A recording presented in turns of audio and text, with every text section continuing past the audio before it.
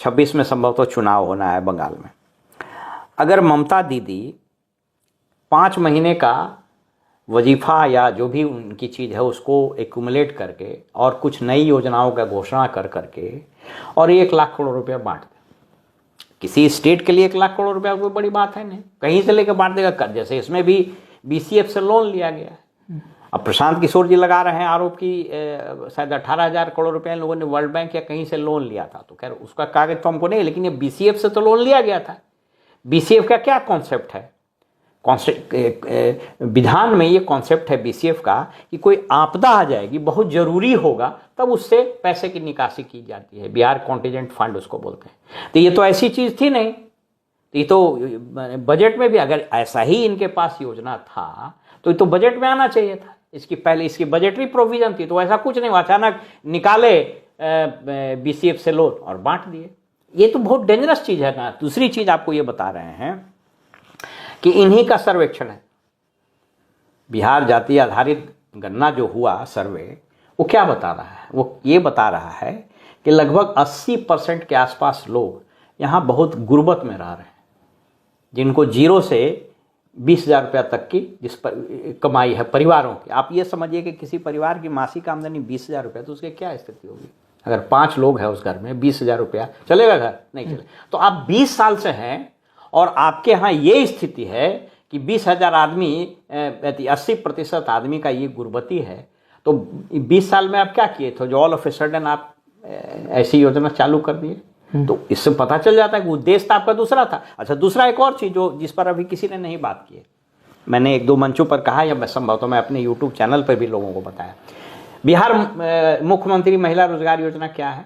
Theoretically कि महिलाओं को स्वावलंबी बनाने के लिए हम 2 लाख रुपया देंगे और ये 10,000 रुपया जो है ये हम एक तरह से उनको सीड मनी के रूप में दे रहे हैं। ठीक है, तो यानी रिमेनिंग 1,90,000 रुपया उसको मिलना है।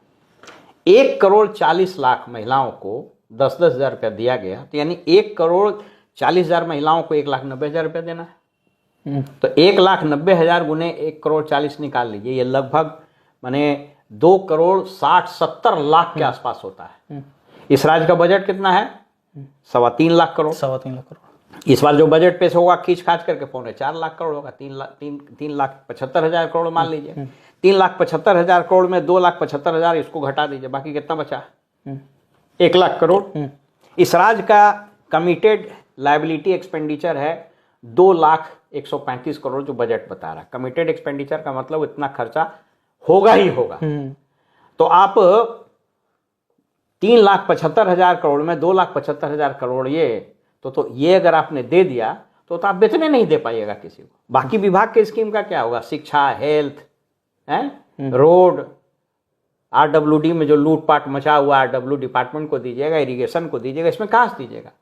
तो अभी तो सबसे पहले विपक्ष जो भी है, अगर इसको समझ पा रहा है, विपक्ष को ये बात समझ में आती है, तो अभी तो सबसे पहले ये बात उठाए कि ठीक है साहब आपने योजना शुरू की, लेकिन इस सबको दीजिए आप 1,90,000 रुपये, तो इनका एक्सपोज हो जाएगा। अगर इनकी सही में योजना थी तो ये पैसे का इंतजाम किए होंगे, तो पैसे का इंतजाम क्यों? तो दीजिए। और अगर आप नहीं दे रहे हैं इसका मतलब ये पॉलिटिकल घूस था। लेकिन इसको किस रूप में विपक्ष उठाता है तो विपक्ष का काम है। लेकिन जनता को और खास करके वो जीविका दीदियों इन लोगों को बताने की आवश्यकता जरूर है। इसलिए नहीं कि उसने सरकार को वोट दिया, इसलिए कि इसने गलत परंपरा को जन्म दे दी। अब फर्ज कीजिए कि 2029 में चुनाव होगा लोकसभा का। भारत की सरकार को अगर मान लीजिए कि 40% वोट चाहिए, 40% में सरकार बन जाती है, तो आप यूं समझिए कि एक स्टैटिस्टिक्स है इलेक्शन का, वो कहता है कि पूरी आबादी का 60% वोटर होता है। तो मान लीजिए कि 150 करोड़ हो गया आबादी, उसका 60% निकाल लीजिए, 60, 38, 90 करोड़। तो 90 करोड़ में 60% पोल होगा, तो उसका निकाल लीजिए जो भी 65-70 करोड़ होगा। तो 65-70 करोड़ लोगों में फैमिली में बांट करके अगर सबको 1-1 लाख रुपया दे दिया जाए तो क्या होगा? तो एक तरफा चुनाव होगा ना। तो ये बड़ा बहुत डेंजरस कोई हारे लेके जाए, तो वो तो कोई जो पार्टी इन पावर कभी हारेगा ही नहीं। लेकिन ये इसके 2-3 दुष्परिणाम होंगे। पहला आर्थिक परिणाम होगा। आपको एक चीज बताते हैं, वेनेजुएला एक देश है, यूगो चावेज वहां के राष्ट्रपति हुए, हमको लगता है 90 के दशक, वो कर डेट एग्जैक्टली नहीं याद है हमको। तो वेनेजुएला में तेल निकल गया। तो तेल का तो बड़ा मांग है। अमेरिका सहित अन्य यूरोप के देशों में तेल वो देना शुरू किया। उसने क्या किया, सबको नेशनलाइज किया और ये पैसा बांटना शुरू किया फ्री बीज की तरफ। सबको ये दे दो, वो दे दो, वो दे दो। इकॉनमी सर्वाइव तो उसे करेगी नहीं। धीरे धीरे डेट बढ़ता गया, डिमांड धीरे धीरे कम होता गया। Solar energy, non conventional energy, बाकी जगहों में भी तेल वेल मिलना शुरू हुआ, तो इसका डिमांड घटने लगा और स्थिति ऐसी आ गई है वेनेजुएला की it has become a failed economy. और वो चावेज को हटना पड़ा और वहाँ भयानक इकोनॉमिक क्राइसिस है। तो वही धंधा तो आप यहाँ कर रहे हैं। आप लोगों को, आपने 20 साल 25 साल या मान लीजिए फॉर दैट मैटर आज़ादी से, अभी जैसे मोदी जी ये कह रहे हैं कि 80 करोड़ लोगों को हम 5 किलो अनाज दे रहे हैं, तो आपने कौन सा देश बनाया जहाँ 80 करोड़ लोगों को 5 किलो अनाज देना पड़ रहा है? तो आप कह रहे हैं कि 80% आदमी यहाँ 6,000 रुपये नहीं कमाता है, तो कौन आप शासन चला रहे थे? जो 20 साल तो आपका हो गया ना, तो 20 साल में कौन सी व्यवस्था तैयार की कि आपको 80% आदमी को 6,000 रुपये नहीं मिल रहा है या 0 से 20,000 रुपये मिल रहा है, जो भी इनके आंकड़े हैं।